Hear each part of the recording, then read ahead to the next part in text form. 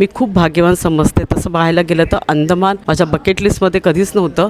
डोळ्यातून अश्रू म्हणजे थांबतच नव्हते.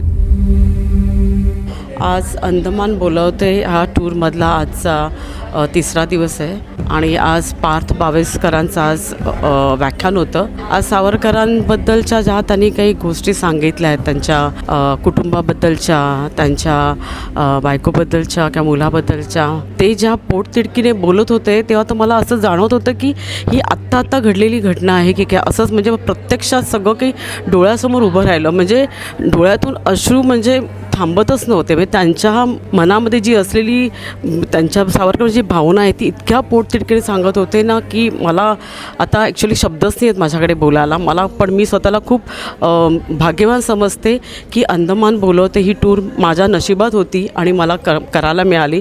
मी खूप भाग्यवान समजते. तसं पाहायला गेलं तर अंदमान माझ्या बकेट लिस्टमध्ये कधीच नव्हतं. आणि अंदमान किंवा कुठलीही टूर करताना आपण दऱ्याखोऱ्या किंवा बर्फ, एन्जॉयमेंट, ह्या रिलॅक्सेशन ह्या दृष्टीनेच पाहत असतो.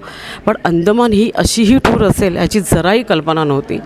आणि मी खरंच ह्या टीमला शब्दामृत ह्या टीमचे खरंच मी खूप आभारी आहे आणि त्यांना मी धन्यवाद पण देते आणि त्यांना त्यांच्या पुढच्या वाटचालीसाठी त्यांच्या माझ्याकडून खूप शुभेच्छा देते.